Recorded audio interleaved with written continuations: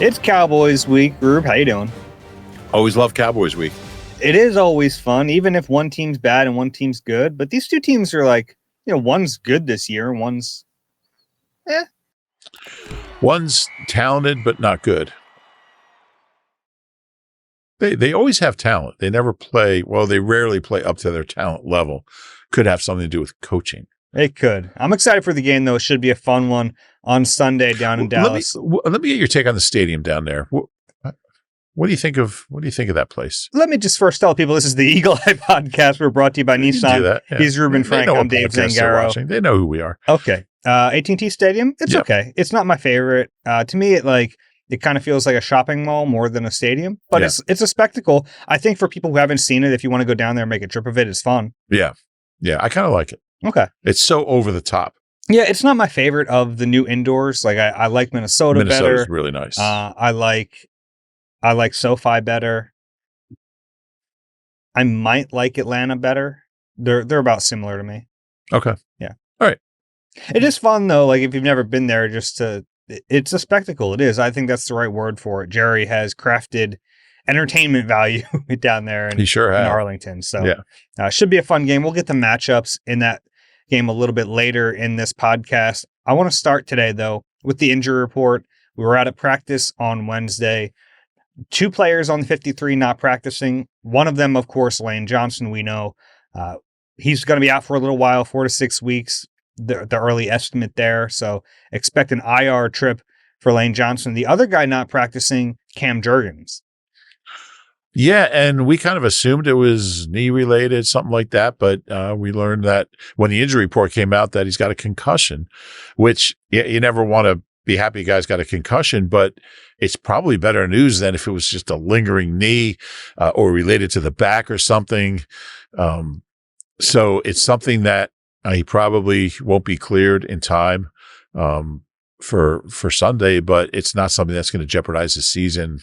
It's not something that's should affect his play once he comes back. So you never want to say it's good news that a guy has a concussion, but it's possibly better than the alternative.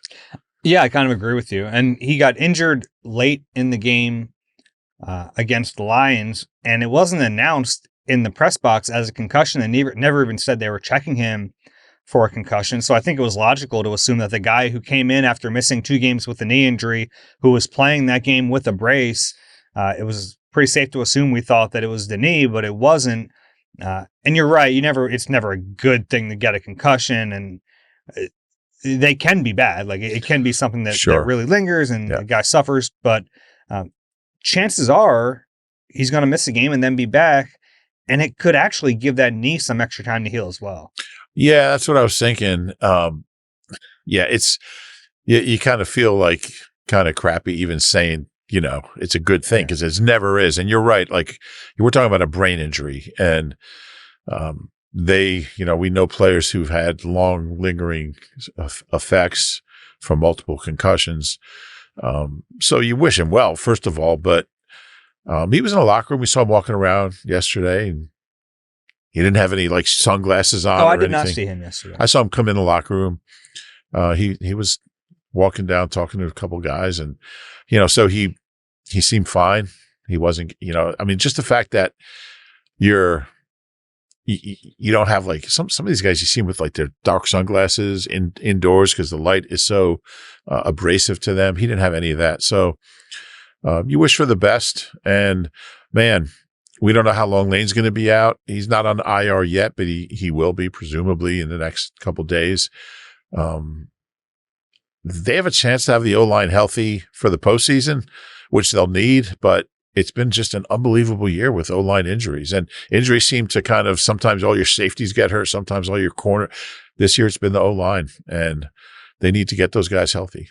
Yeah, we've seen it before. The quickest way to derail a season is to have a bunch of O-line injuries. Now, they haven't had their season derailed. I think it's been a little off schedule in terms of the offense, and I think the health of the offensive lines had a lot to do with that. You're right. It's kind of a good thing that we're looking at it and they have a chance to be completely healthy for the playoffs. They have to get there, of course, a lot of games left. But right now, it means they're probably going to be out 2 offensive linemen against the Cowboys on Sunday. Yeah. And I think individually, Brett Toth has played better than expectations at center, and Fred Johnson's a solid guy at right tackle. But you have that cumulative effect of 40% of your O-line is not out there. And I'm still not even sure how healthy Landon is at left guard. So, it's a concern. It's not like the offense was playing well with those guys. So we'll see. You brought up Fred. He's going to get a chance to start here for the next month or so. Thank God they brought Fred back in August. I mean, if they didn't have Fred Johnson right now, they'd be in a world of trouble. Yeah, we're looking at Matt Pryor or Kendall Lamb, probably Kendall Lamb starting at right tackle. Who knows who else they might have gotten. Kendall Lamb's with the Dolphins now, I believe. He went back to Miami? I think he did. I think it might be on their practice squad. But yeah, Fred has – I remember when I think we were both away when they made that trade in late August to get him back. It was a weird deal because he was here last year. He signs with the Jaguars. It doesn't go well. And Howie trades a late pick, a 7th-round pick, and brings him back. At the time, it didn't seem – Where do you think I was in late August? We had that like 5 days off. We were away somewhere. I know I was away. I don't think I was taking time off in August. It was like after the end of camp, I believe. Okay. But I remember I did that podcast like in a it doesn't matter where I did the podcast, but what I'm getting at is it didn't seem like a huge deal at the time. There was a chance he wouldn't have played, but now it looks like a stroke of genius to give up a 7th-round pick for your starting right tackle. Yeah, and he was someone who, he played really well for the Eagles last year, had an opportunity in Jacksonville, he thought, to earn a starting job, and it didn't work. So he came back here, and I thought it was cool that a lot of guys would have been really disappointed about the way it worked out. And he wasn't. He was happy he gave it a shot in Jacksonville. And look, if he plays well again this year, he'll probably get another shot elsewhere to go and try to be a starter. And then Howie will trade for him again. You might need to. He was interesting yesterday. He talked about the difference between last year and this year. He said last year I was just and last year most of his starts came at left tackle, but he said I was waiting for Jordan to come back. I had a mindset of, when's he coming back? I'm just replacing him. He said I really worked hard on having a different mindset this year of, I'm the starter. I am the starter, and I want to prove to everybody that, he said, look, I'm not going to beat out Jordan Mailata or Lane Johnson for a starting job, but I want to prove that I can play at this level as a full-time starter and not just, I don't want to be considered a backup. And he said, in my mind, I was a backup last year, a backup who was playing who was starting for an injured guy. But I thought it was an interesting distinction. And he thinks it's going to serve him well. He feels like he's in better shape than last year. He said training camp down in Florida, really, he said kind of, that's a grind. It's a grind here, but it's a grind there in that heat. And I'm curious to see how he plays. He's a confident kid. He's been really interesting career. He's kind of a typical Jeff Stoutland guy. I mean, he was a guard with the Bengals for 3 years, did not play well, went to Tampa for a year. Just didn't play, and comes here. He was on the practice squad, I think, in 22. I think Tampa cut him in the middle of the season. He came here on the practice squad in 22, then didn't play in 23, and then last year was good enough to start. So just a typical Jeff Stoutland project, an undrafted guy who's bounced around the league, and they're counting on him heavily. Yeah, he showed up and was kind of an afterthought. They actually signed him and another Johnson at the same time.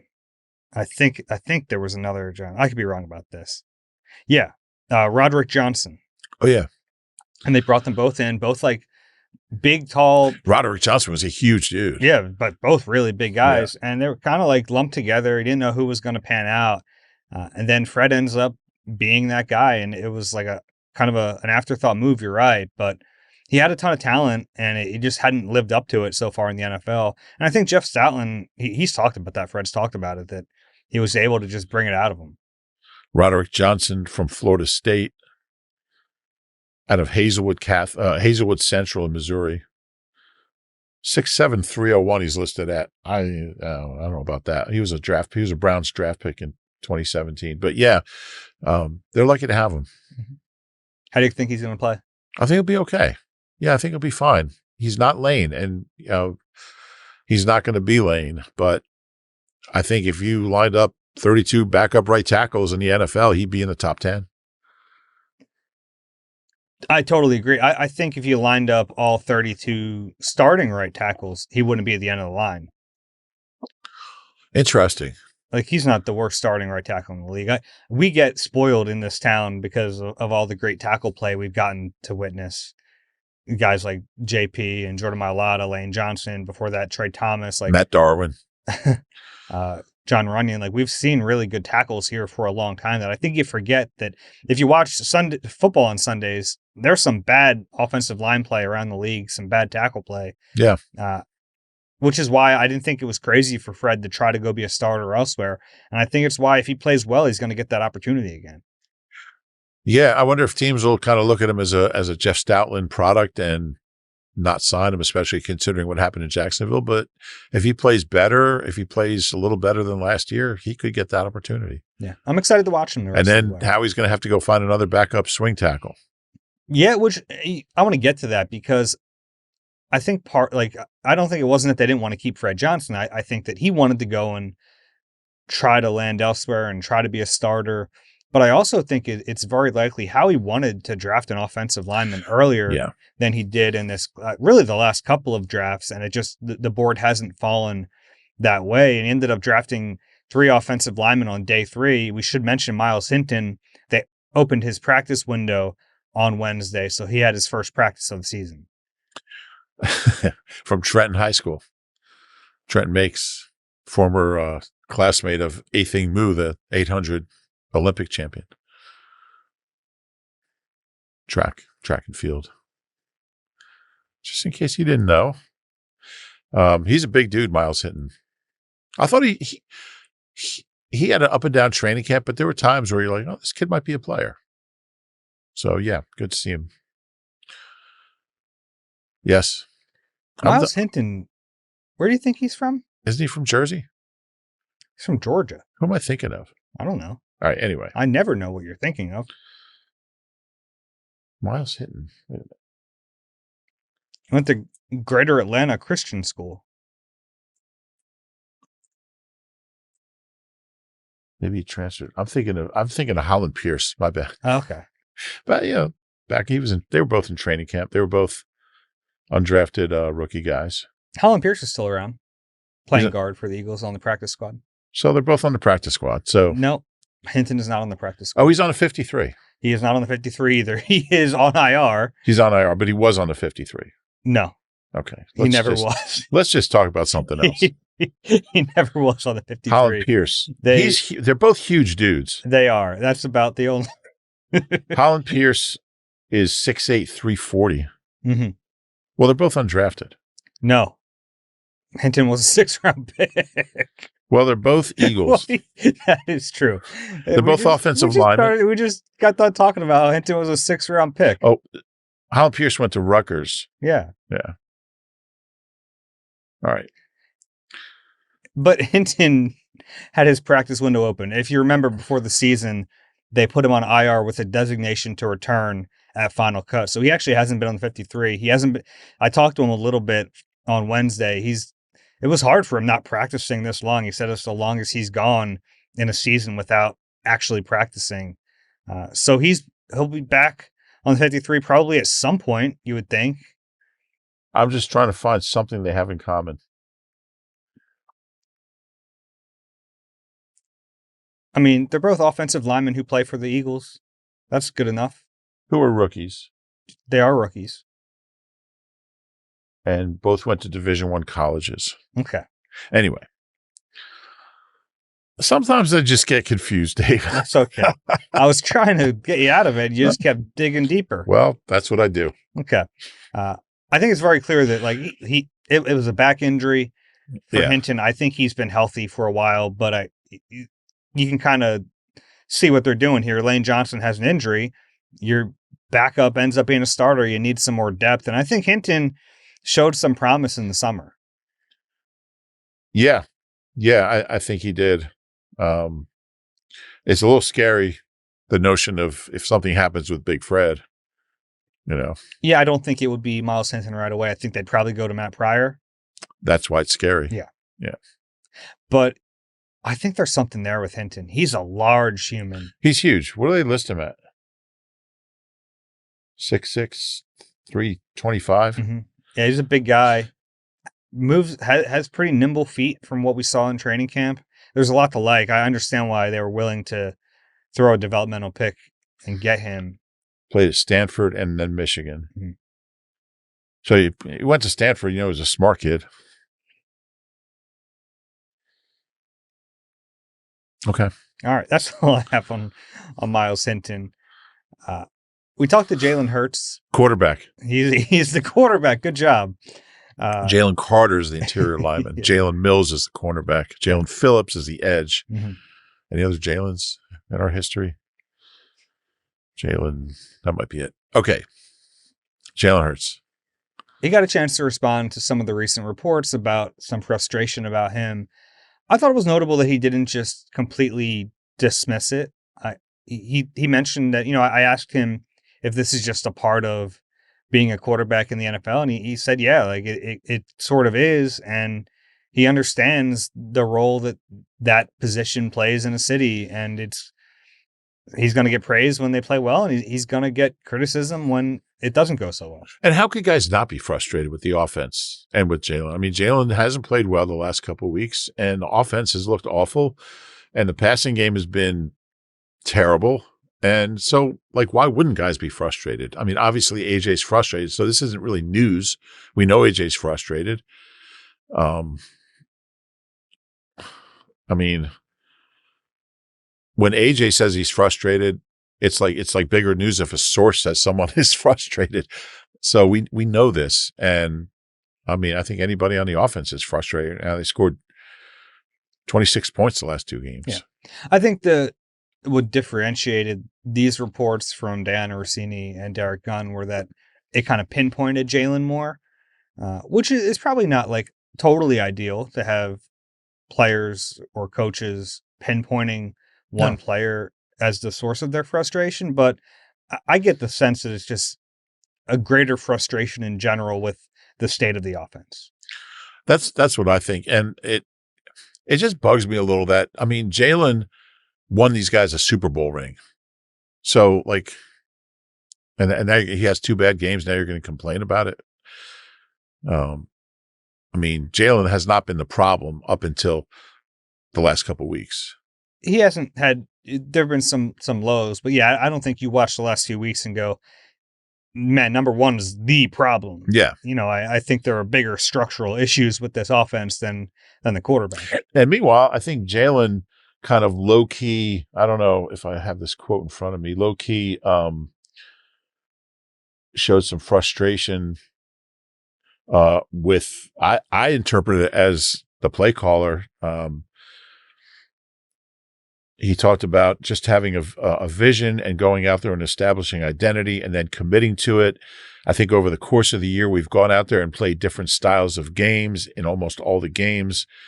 It's about staying in something, committing to it, and going out there and saying, this is what we're going to do and push forward.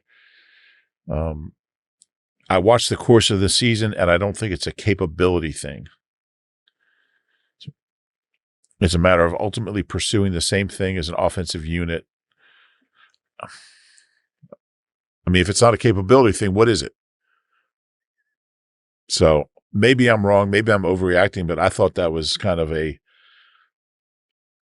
vague statement on Kevin Patullo.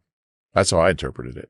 Yeah, I think that's probably fair. Patullo, or at least the offense, and I think he's obviously frustrated with some of the unforced errors. He's talked about that. He talked about that quite a bit, whether it's a false start here, an MA there. There are things that add up on a football field, and the Eagles have had those self-inflicted wounds plenty this year. And in fairness, some of the self-inflicted wounds, some of the second and 16s or third and 20s are because of poor pocket awareness on his part, taking sacks that he shouldn't take and running into traffic for losses. So it's not like he's not a part of that. Yeah. He's a quarterback, so he plays a role in everything. But he always talks about identity. He does. He really does. And I think he wants the offense to have an identity. I think he wants the offense to, like he said, just identify what it does well and then lean into that a little bit. And I don't know what this offense does well. We haven't really figured it out through the course of 10 games. And that's obviously, aside from the results, that in itself is troubling because last year they found what they were good at. They were able to keep doing it. Everything built off of that. And man, especially on Sunday, I watched that offense and thought, man, they're trying stuff. They're trying to find what works. They're throwing bleep at a wall and seeing what sticks, and nothing really stuck. Yeah. And I think where it really, like, you get into a situation where they want to run clock and run the ball, and man, they can't do it. Like they used to be so good at it. You just, all right, 4.5 minutes left. They're on their own 26. Game's over. Now, like, you're giving the other team 2 more possessions. It's a dangerous way to play, even with the defense playing this well. I totally agree. All right. You want to take a break? Yeah. Let's take a break. We'll regroup. Good idea. When we come back, we have matchups and then a bunch of questions to get to from you guys. You deserve a car that thrills you, a car that puts goosebumps on your goosebumps. At Nissan, we've got everything from turbocharged SUVs to 100% electric vehicles that'll make your heart beat faster. Experience the thrill for yourself and shop your local Nissan store and nissanusa.com today. Need some holiday gift inspiration? Escape the cold and catch the Phillies in Clearwater with NBC Sports Philadelphia and Philly Sports Trips. We're teaming up to bring fans the most unforgettable Phillies spring training experience yet. This trip includes Phillies game tickets, beachfront accommodations, round-trip travel, all-inclusive tailgates, and more. Plus, appearances from Larry Boa, Charlie Manuel, and NBC Sports Philadelphia's own Ben Davis. Book your trip at phillysportstrips.com. Ever been down the spring training? Yeah. I went one spring. I loved it, man. I just, that whole area, like, we've been to Tampa and Clearwater, but we're always usually working. We have to get to a game. I took like maybe 4 days down there, drove up down the coast, went to a couple games, a few grouper burgers at Frenchie's. I love it down there. I want to do it. Well, maybe get a couple buddies to go down there for a few days, catch a couple games. Yeah, I'm busy that week. There was not an invitation coming after that. All right, let's. But yeah, definitely, I definitely recommend it. And the cool thing is, like, the whole area is like really Philadelphia oriented. Like, I remember driving like 30 miles down the coast, and finding this little seafood restaurant, this little shopping plaza. I was like, oh, may as well try it. And I go in and there's like posters of Eagles and Sixers, Iverson, and so it's a really cool vibe. Yeah. Matchups? Yeah. Let's talk about Eagles-Cowboys on Sunday, 4:25 slot. Eagles are favored 3.5 points as of this recording. They played the Cowboys in week 1, but they're pretty different. Yeah, a couple additions that made them a better team. It was a little odd, the timing and the situation they were in, that they were in bye mode. But yeah, I mean, they are a better team. Yeah, at least for this season. You can question why they made some of those moves. Yeah. And in conjunction with trading away Micah Parsons and then a few months later adding Quinnen Williams, is like, okay, I don't know if that's what I would have done at a macro level, but well, there's a reason that the Cowboys haven't been to an NFC Championship game in 30 years. Mm-hmm. Did you get a chance to watch them on Monday Night Football? I did. What were your takeaways? It's hard to really. The Raiders are so bad and didn't put up a fight. That's hard to really, and like, the Cowboys have 4 wins over 4 teams that are combined. The Jets, Giants, Washington, and the Raiders combined 9-33, and they tied somebody. I think the Packers. I mean, they're a little better on defense than they were. Their offense has been good all year, but it's just hard to evaluate a team playing against maybe the worst team in football. Yeah, you're right. At least the offense is a test. And not that the Eagles haven't had big tests. They faced the Packers and Lions in back-to-back weeks, but it's another tough one for the Eagles defense. And that's what we'll start with matchups here. two excellent receivers, CeeDee Lamb and George Pickens, who, man, he's been great. Second in the league in receiving. He's been really good. CD missed a few games, but has been good since coming back. So this will be a big test for that secondary. Yeah. And Dak's playing at a level that I think a lot of people didn't think he'd get back to. I agree with that. Even last year before his injury, he was awful. Yeah. He was really bad. So I know a lot of Cowboys fans expected him to just come back and play really well. I didn't, to be honest with you. I thought he's going to continue to just be a turnover machine. But they have enough weapons there. Pickens has given that offense a new dynamic. They don't have to just lean on one receiver. It kind of reminds you of when they had Amari Cooper and they had some other pieces there that helped him out. Pickens has been great. I'm really curious to see how the Eagles deploy their cornerbacks in this game. If they end up traveling Quinyon Mitchell with Pickens, which I think is possible. Or he plays a lot in the slot still. He still does. It's, less than when he came into the league, but he's still, almost 50% in the slot. He's really good. So you figure you'll have Cooper DeJean on him quite a bit. Yeah. And they have a good tight end. They do.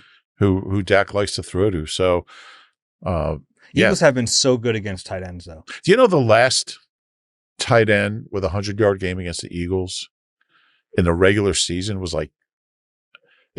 no tight ends had 100 yards against the Eagles in a regular season under Nick, and Ertz did in the NFC Championship game, which the Eagles won by 30 or whatever. But they have been good against tight ends. Yeah, Ferguson's good. Jake Ferguson, 60 catches on 71 targets, 400 yards, 7 touchdowns. Yeah.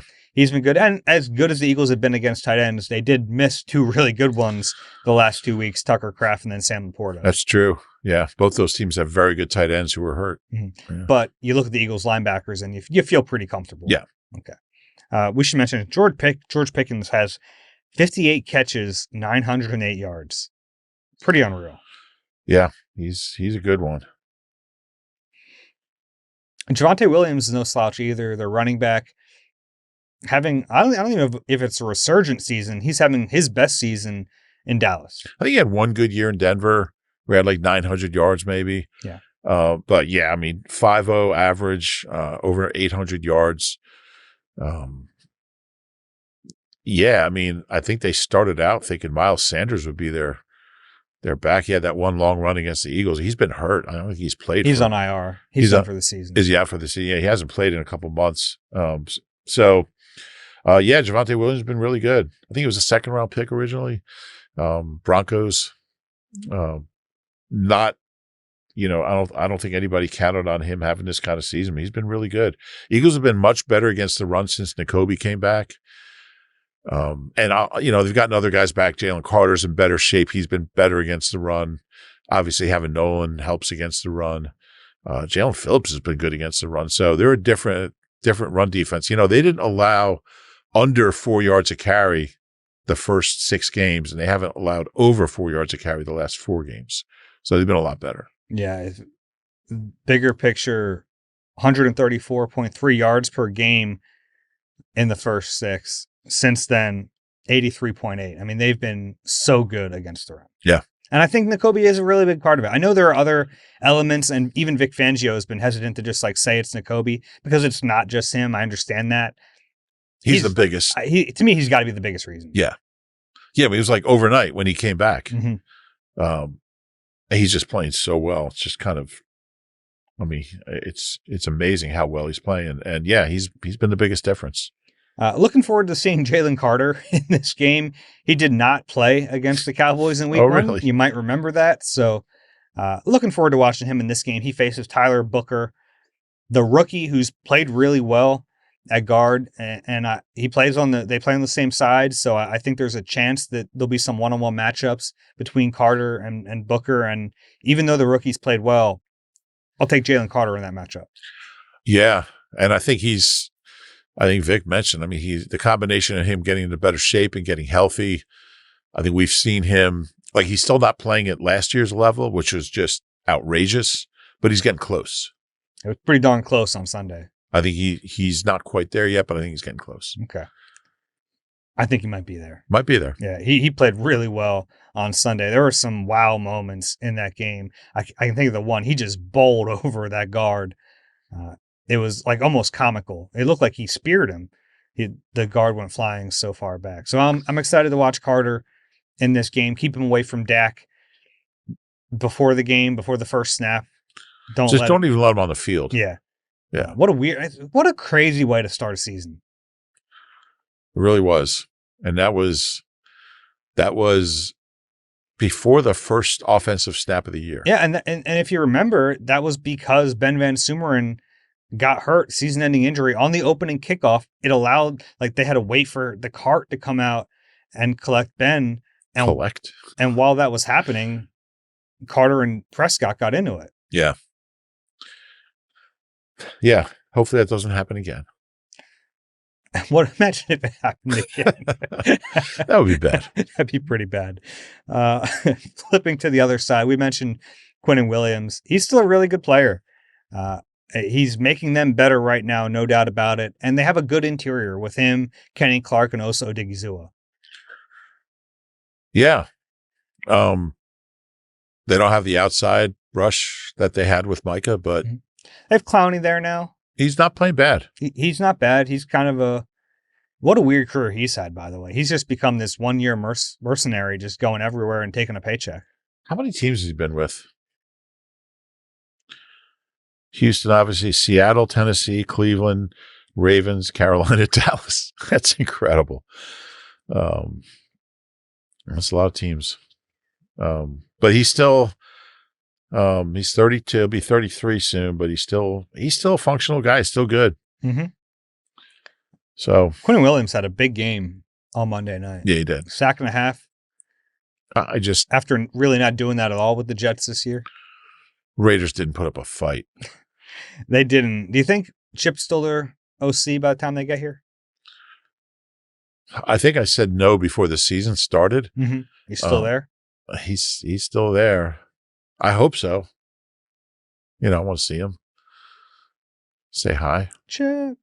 I'll say hi to Chip. Okay. Chip always liked me for some reason. I never really figured out why.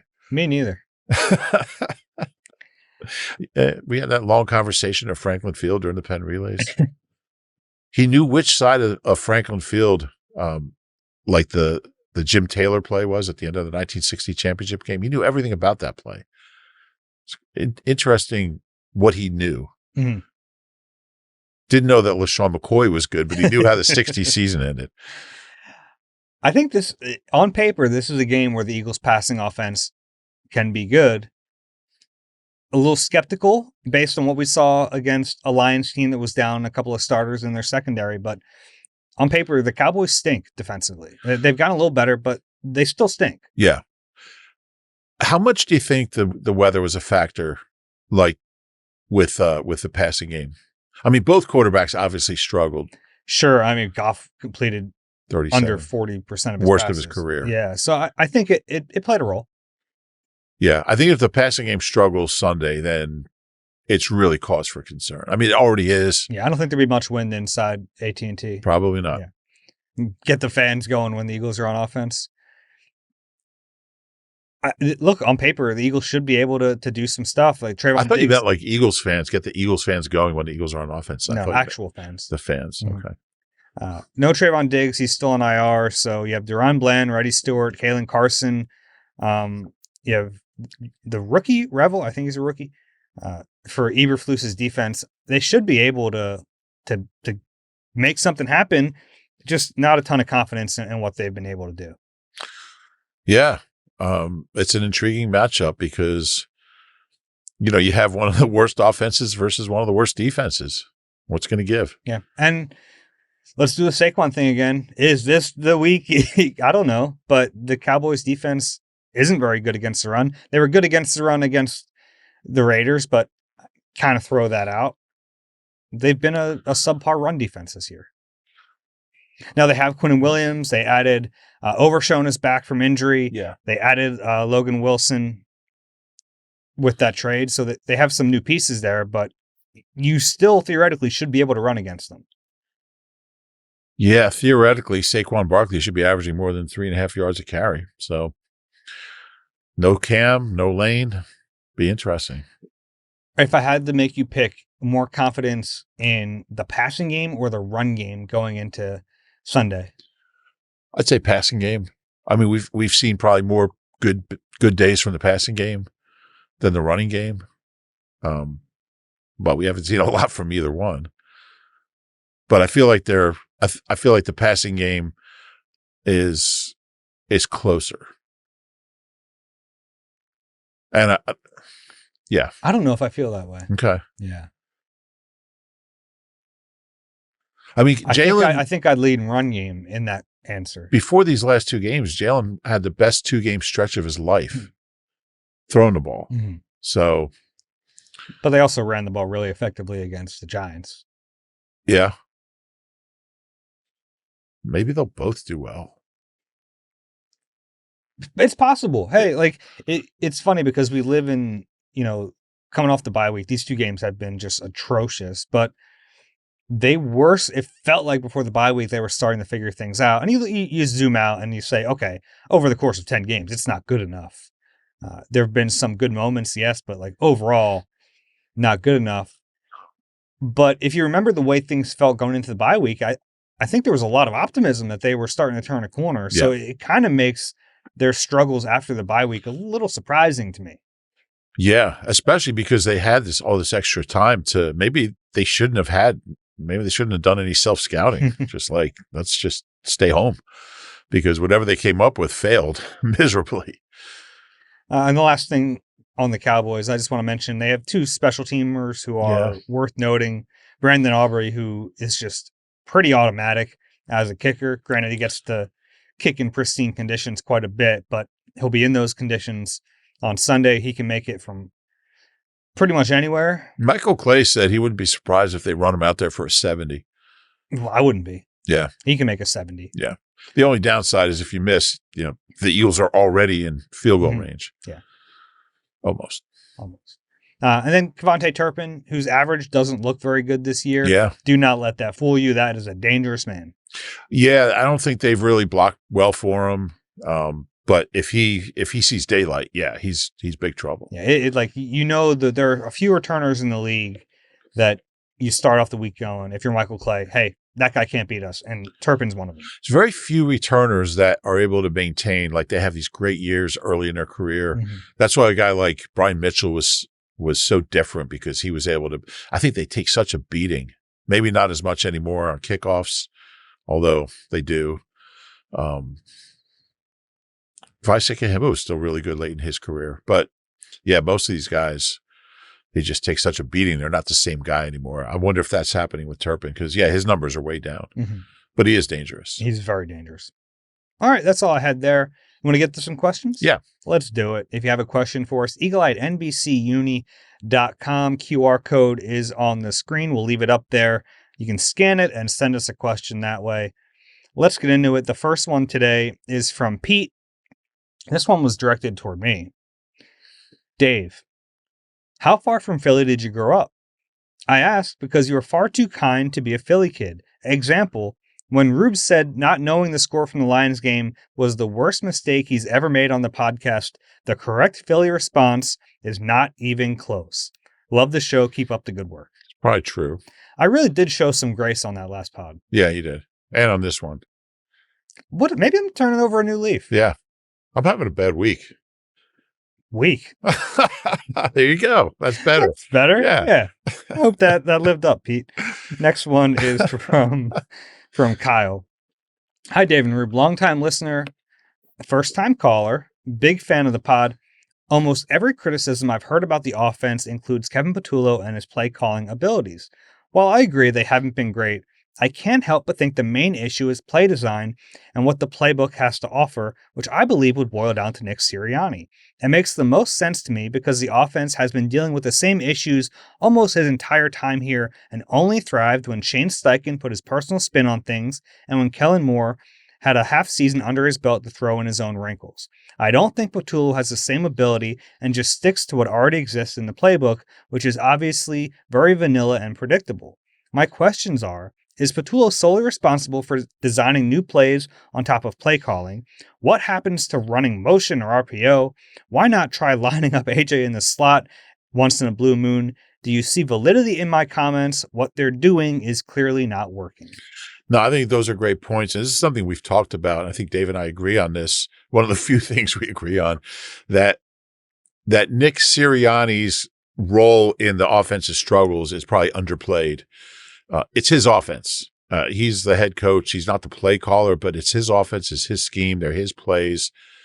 I think there are good plays in there because, like he said, like when Shane was calling them, and Kellen, I think by the second half was better. He had a good and into the postseason was pretty good. But there's obviously something wrong with this offense, and I think Nick's got a big hand in that. Yeah, it does. I agree with Kyle's sentiment that Nick kind of skates by the criticism for the offense. He gets plenty of other criticism about like game management and those other things, but yeah, like he's an offensive coach, offensive head coach. I know he's not calling the plays, but it doesn't mean he's hands off with the offense. Maybe he was a little more hands off last year when they had Kellen Moore, and Moore is, he's been in that role before. He's has a lot of experience, but we talked about like one of the potential downsides to promoting Kevin. We talked about this when they did it. One of the potential downsides to doing that was that Nick was going to be more involved in the offense. Yeah. I think that there's a good chance we've seen the effects of that. Yeah. Yeah, it seems that way. Did you see the NFL Network? I think it was Tom Pelissero put out his list of like hot candidates. He does that every year. Guess who's on the list? Kevin Patullo. No. Yeah.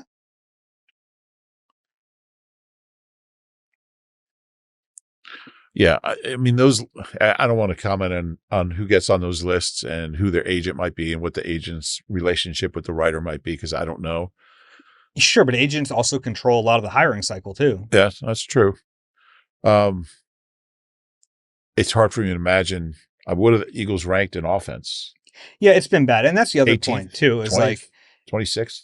A lot of the issues we've seen pop up this year, sure, they've popped up before, but we have a big enough sample size to say this offense is worse than it's been in those other seasons. Maybe if Patullo gets a head coaching job, he won't call plays.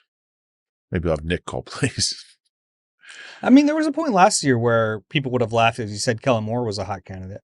Yeah. Well, yeah, that's true. Granted, he had been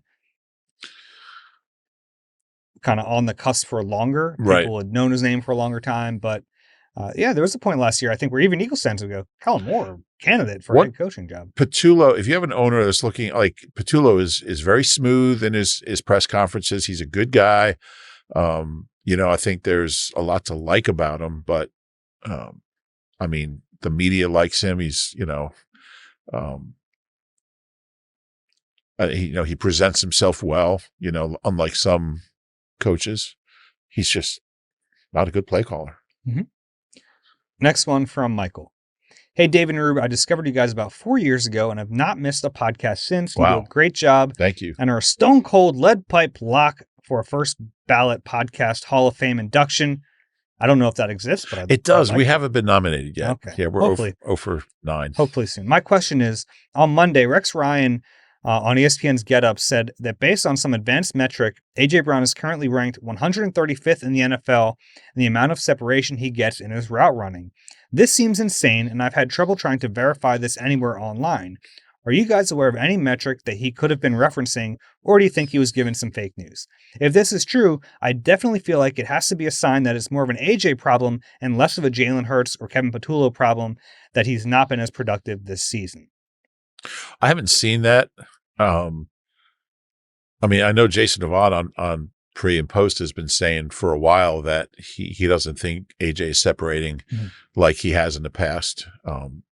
We've talked about maybe physically some of the injuries. Like when you have a hammy, maybe he gets healthy enough to play, but are you healthy enough to be the player you used to be? And he's been, he's not a young guy. He's not an old guy, but I think could be something to it. Now, 135th, I don't know, but I did a little research. Yeah. So Next Gen Stats, the NFL's wing of advanced stats, Yes. So this is true in a way, maybe not 135th, but I looked among qualified receivers. So receivers who've had enough targets to qualify for this metric.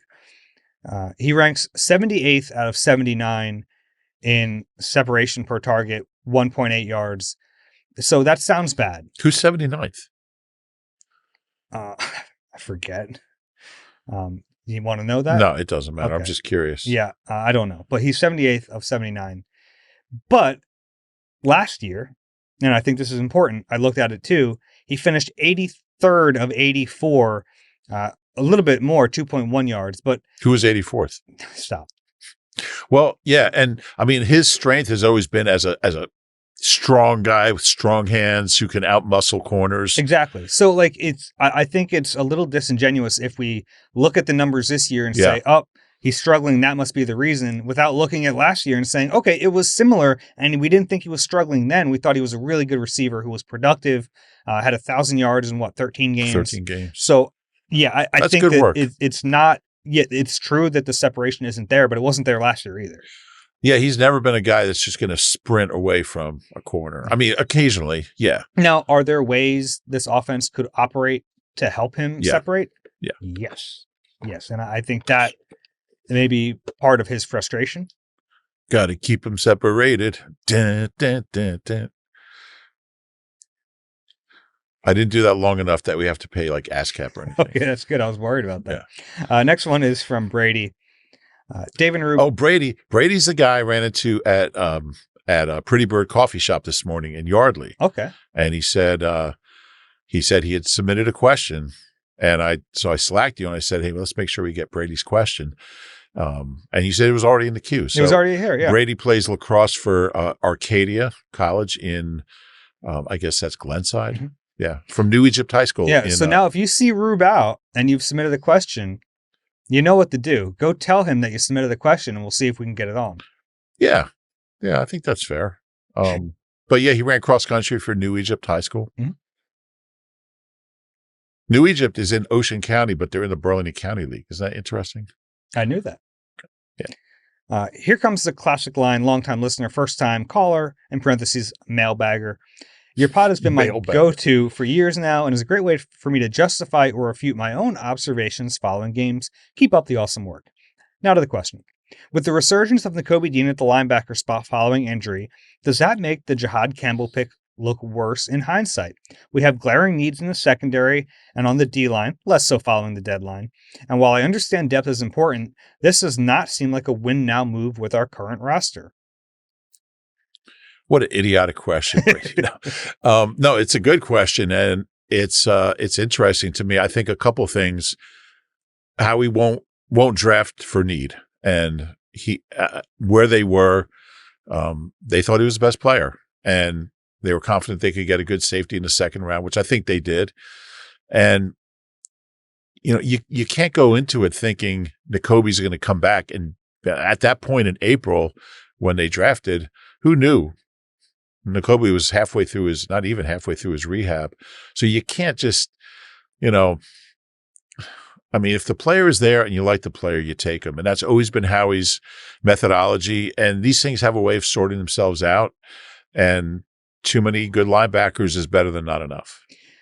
And the value that they saw with Campbell, like they had him as a top 15 player, and they got him at 31. They traded up from 32. They were trying to trade up for a long time to get him. So I think they were trying to get up into like the early 20s. It seemed like it, to get him. So the value was there, whereas it wouldn't have been there if they picked. It doesn't mean they wouldn't have gotten a good player, but I don't think they would have, in their eyes, maximized the value. So I think they're still okay with it.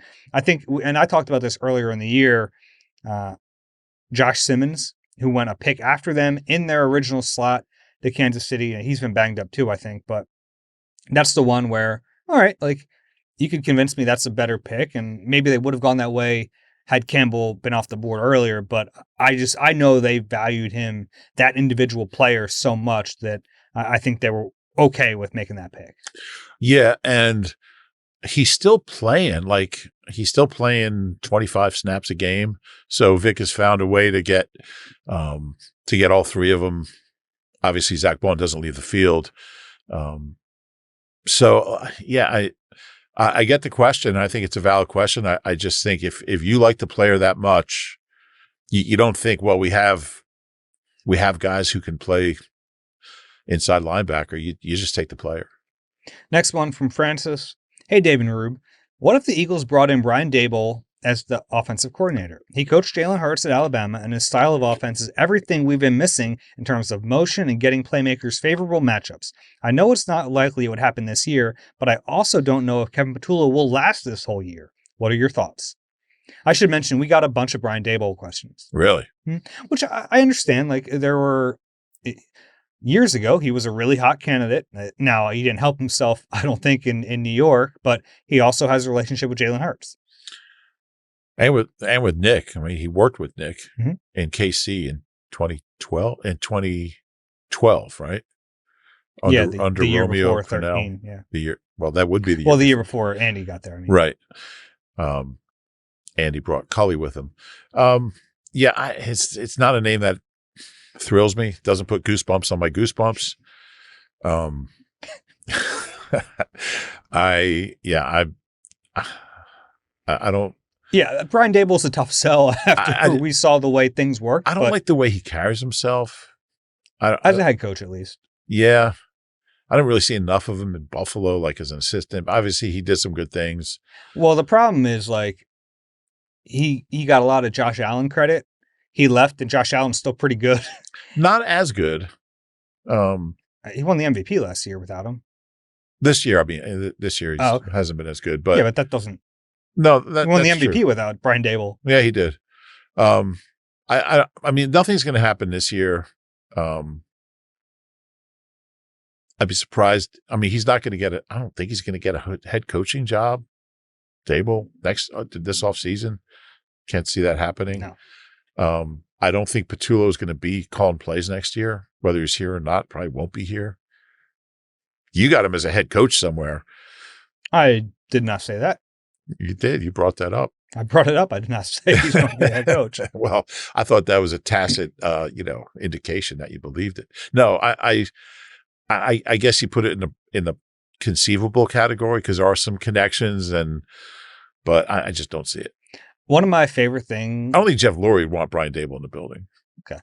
One of my favorite things about Eagles fans is just like the sarcasm that comes with being an Eagles fan. So like that list comes out, you see a bunch of Eagles fans like, "Oh no, don't hire away Kevin Patullo," which is I enjoy that kind of stuff. Yeah, it's funny. Okay. Next one is from Joe. Dave said on a previous pod that play calling is really about the sequencing of plays during the game, not necessarily play design itself. Since that's the case, could the Eagles ever try multiple play callers in the same game? Rather than make a big public announcement that KP isn't the play caller, couldn't they quietly let Scott Loeffler or Parks Frazier call one or two drives to test them out? I remember when Andy turned play calling over to Marty in the middle of a game. You see Marty with the play sheet. You can tell who's calling the plays pretty easily. I love that in Detroit this year, the giveaway was that Dan Campbell had his glasses on. Is that what it was? Yeah, everyone's like, you were looking at the play sheet, you had your glasses on. It's pretty obvious. Yeah. I think maybe have multiple play callers on each play. Like call out 3 plays and then Jalen decides which one he wants. No, I think you got to have one play caller. I wouldn't mind seeing Scott Loeffler get a half. And teams have done that kind of stuff before. Sure. I think the drawback to that is, and we might have mentioned this, I've mentioned it somewhere, I don't know. It's funny, you talk Eagles like everywhere and you forget where you said what, but the art of play calling when it's done at a high level is that you're able to use something in the beginning of a game to set up something later in the game. And that would be a drawback to having multiple play callers. Now, if you're not doing that, like the Eagles aren't doing that, I think there's less of a drawback to a group approach. Yeah. I think anything different, I'm all for it. Andy used to give Eric Bieniemy like a half if they were up 35-10. He just give him the second half. Didn't get him a head coaching job, but I would try anything, honestly. I'm really curious. Like, well, when did we talk to Nick about? Did you ask him about Kevin Patullo on Wednesday? On Wednesday, so it wasn't on the last pod. Yeah. So I thought You asked him about Petula and the job he's doing, and he was really kind of muted in his response. It took him about 2 minutes to get around to saying he's doing a good job. He talked about, he rambled a little bit. No. I hate people that do that. No, but he never really didn't give him a ringing endorsement, certainly, which I thought was interesting. Interesting, but also, man, if he would have. Yeah, it's a tough position. Yeah. You can't really rave about a guy who's running one of the worst offenses in the league. But it was still interesting to me the way he answered it. Next one from James. I discovered the Eagle Eye podcast the night of the 2023 win over Kansas City and was so energized I just kept looking for more content all night. Haven't missed a pod since. Thank you both for everything you do for us Eagles fans, especially those of us who are out of market. He's from Westchester County, New York. Oh, that's where I went to high school. Does he say what town he's from? No. Okay. My question is, with Tank Bigsby running so well and defense is obviously keying in on Saquon, it seems to make sense to me to try some more 21 personnel. Give it to Tank, then next time give it to Saquon. Now, on the third call, the defenders are going to have to account for both, which might open some opportunities. Yeah, I'm not sure we'll see 21, but I do. 21 personnel, by the way, 2 running backs, 1 tight end. Oh, okay. I do like the idea. That wasn't for you. I hope so. I do like the idea of a little bit more Tank. And I think he's got a little more in the tank right now. No, I just think, and I've always believed, going back to, Ricky Waters and Charlie Garner, that having 2 different kind of running backs who can give defenses different skill sets and different looks, I just think it's harder to defend. Now, sometimes, like you look at the lines with Montgomery and Gibbs, like and he'll go with the hot hand sometimes. Although I think, Montgomery had some good runs and he didn't have a ton of carries in that game. But I just think it's harder for a defense now with Saquon and Tank Bigsby. It's not going to be even, obviously, but I think instead of, I think Sunday was 26 for Saquon and 4 for Tank, I'd be okay with 22 and 8. I'd like to see a little uptick with Tank. And I mean, Tank's penchant for big plays. I don't know if it would keep going like that, but could be like a Bryce Brown type situation. But they could be so lucky. He's got a little juice to him. He runs hard. He runs angry. What's funny? Kind of both weird running styles, Bryce Brown and Tank Bigsby. Bryce Brown, his problem was fumbling. Yeah, I'm just thinking about he was like a straight up and down runner. He was. Yeah. Tank's got kind of a funky style too. Yeah, he's like almost gangly. I don't know. Mm-hmm. But he's a tough kid and he runs hard. Yeah, let's see a little more of him. Let's wrap up questions today with Tiernan. Is there any reason Grant Calcaterra is still getting reps in 12 personnel? Always seems like he's missing blocks and at times not even trying. With him barely getting targeted in the passing game, what's the point of having him out there at all? Seems unlikely they can't get better blocking production out of someone else, Granson or Latu, or even a free agent they bring in specifically to play a role as a blocker in that package. What are your thoughts on why he's still getting those snaps despite the lack of blocking ability?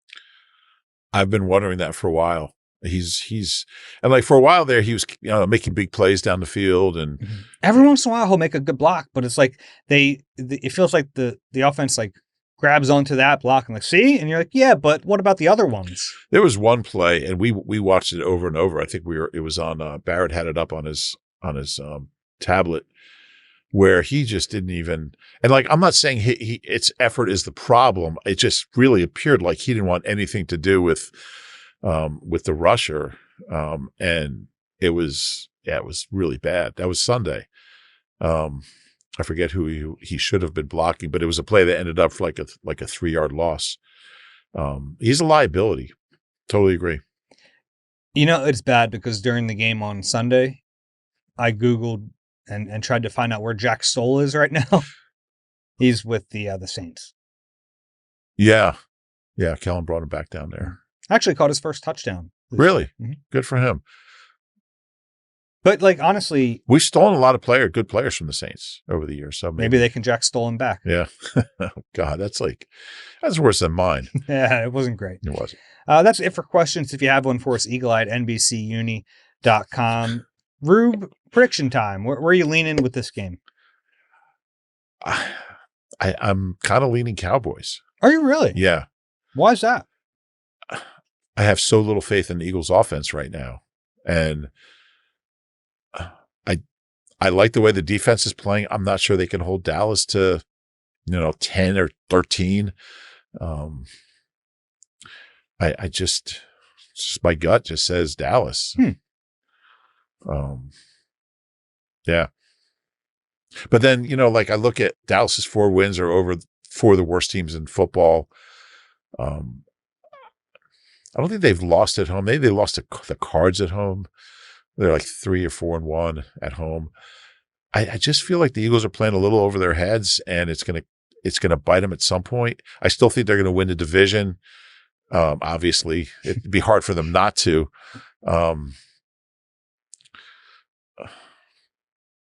I don't know. I just don't have a good feeling about this one. I'm surprised about that. Now, I'm not saying I'm definitely picking Dallas, but right now, sitting here on Thursday afternoon, I don't have a good feeling about this game. Okay. I'm picking the Eagles in this one. I took my shot last week. I don't regret picking the Lions. That's the way I thought it was going to go. Yeah. And it could have, but their defense is playing so well right now. I don't really care what the offense is. I think they're going to be able to stop them. They got some weapons. But so did, like you said, so did the Lions. The conditions, I wonder how much that was a factor. Are we all tied in the predictions? Am I? No. Mike Mulhern is leading right now because he's picked the Eagles every week. He's 8-2, which is not like that's a pretty good strategy. Yeah. I finally took my shot last week and picked the Lions. So we're both a game back with different losses. Mm-hmm. Yeah. So I could either play conservatively and pick them to lose a game because everyone's going to pick the Eagles. So do I want to keep pace? Go conservative? Do you really worry about that? No. Okay, good. You just got to pick what you think. Yeah. Or I could pick the Eagles in our thing and then pick the Cowboys on our pregame picks. If you hedge, I'll call you out. No, I wouldn't do that. Okay. I couldn't live with myself. But I don't think it's going to be an easy game. Boy, they could use an easy win. It's been a while. One game this year, the second Giants game. That's like the only laugher. That's it. Tough schedule, though. Yeah. That's to be expected. No doubt. If you enjoy the Eagle Eye Podcast, please do us a favor, rate and subscribe wherever you get your pods. If you're watching on YouTube, click the like button there, subscribe as well. Pod coming to you Sunday night after the Eagles-Cowboys game. For Reuben Frank, I'm Dave Zangaro. This has been Eagle Eye presented by Nissan. We'll talk to you soon.